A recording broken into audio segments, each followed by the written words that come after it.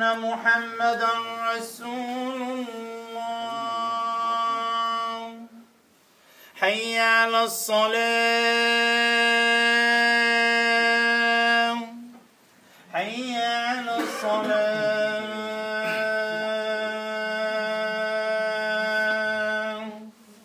حي على الفلاح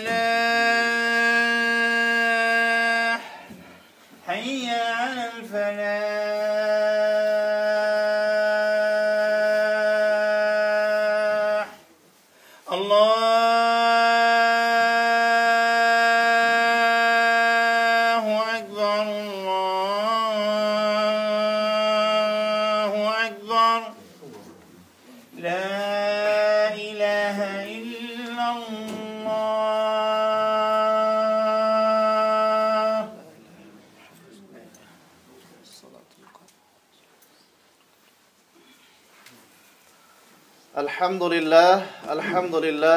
الحمد لله رب العالمين والصلاة والسلام على رسولنا محمد وعلى آله وصحبه أجمعين نشهد أن لا إله إلا الله وحده لا شريك له ونشهد أن سيدنا وسندنا ومولانا محمدا عبده ورسوله أما بعد فيا عباد الله اتقوا الله واطيعوه إن الله مع الذين اتقوا والذين هم محسنون أعوذ بالله من الشيطان الرجيم بسم الله الرحمن الرحيم. Hvis Allah, den almægtige, giver muligheden, vil jeg kigge på muslimernes situation.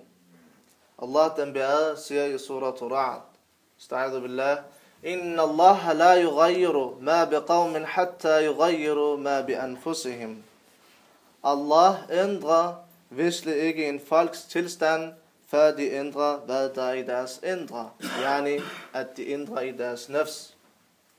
Allah subhanahu wa ta'ala, han lægger et krav her, for at muslimerne kan opnå en reel ændring. Den krav hedder, at de skal ændre deres nafs. De skal ændre deres opfattelser. De skal ændre deres idéer. De skal have islamiske løsninger og behandlinger. Når de kigger på en situation, så skal de sige, ja, hvad står der i Allahs bog? Hvad står der i Koran? Hvad står der i profetens sunnah? Det er sådan, de skal løse problemerne. Når muslimerne er på den niveau, så inshallah med Allahs sejr, så vil vi ændre vores dårlige tilstand til en bedre tilstand. Men når vi så kigger rundt omkring i verden, så kan vi se, at der er en ændring. Muslimerne i dag ønsker islam. Muslimerne i dag på gaderne og demonstrerer mod det kufr-system, den system, der har skabt kaos i den islamiske verden. Det var netop den system, der gjorde, at muslimerne i dag leder. Og disse muslimer gik på gaderne og demonstrerede. De ofrede deres liv og ejendom. Det var ikke en nem sag, men de gjorde det for Allah subhanahu wa ta'ala's skyld. Og der er en mægtig belønning i det, de gjorde. Det er der, fordi profeten a.s. siger i en hadith, Afdal al-jihad, kalimatu haqqun inda sultanin jair. Det bedste jihad er at sige et sandt ord til en zalim, undertrykkende leder. Yani en leder, der ikke styrer med islam. Og vi skal være påpasselige med, yani vi skal vide nøjagtigt, hvem er den undertrykkende leder. Som jeg sagde i min tale, lad os kigge Koran, lad os kigge profetens sunnah, og så lad den afgøre, ikke vores egne forståelser for, hvem er zalim, og hvem er en god person. Lad os kigge i den, og se om der er et svar. Og det er der nemlig, subhanahu wa ta'ala siger i surah al-Ma'idah, vers 45, han siger, وَمَنْ لَمْ يَحْكُمْ بِمَا أَنزَلَ اللَّهِ فَأُولَٰئِكَ هُمُ الظَّالِمُونَ. Han lægger et krav her og siger, hvem end der ikke styrer med det, som er fra Allah, er zalim.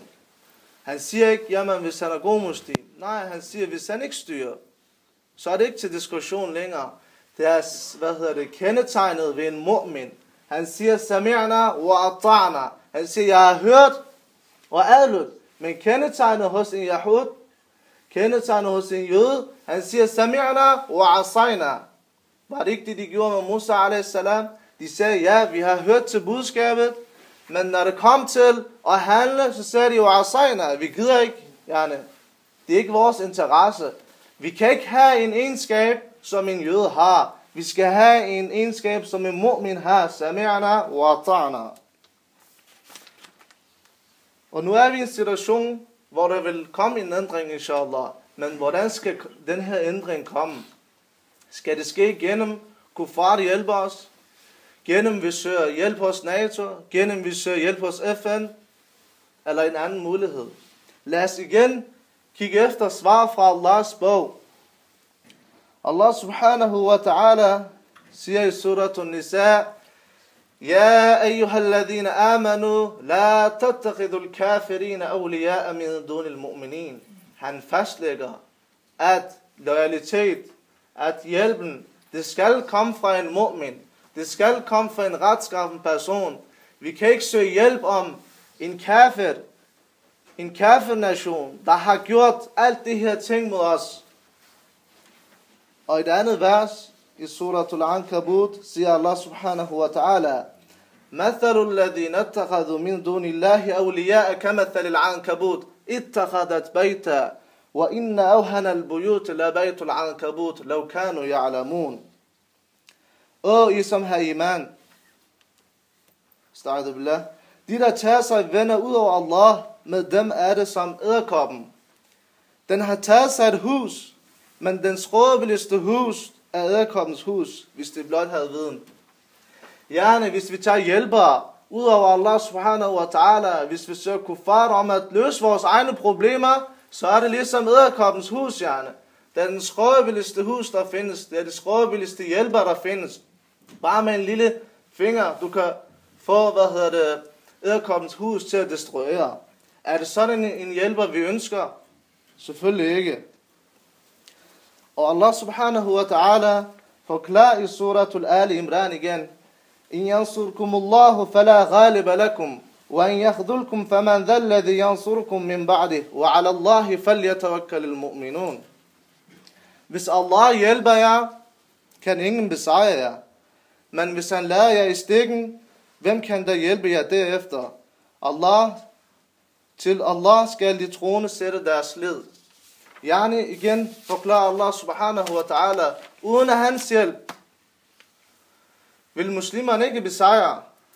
Hvis det er, at vi går imod Allah, og ikke søger hjælp fra ham, og ikke søger hjælp på den måde, som han forklarer, vi skal gøre, hvordan skal vi så ønske den sejr? Tror jeg, at NATO kommer, og det var dem, der splittede muslimerne jo. Det var kuffar, der splittede muslimerne til så mange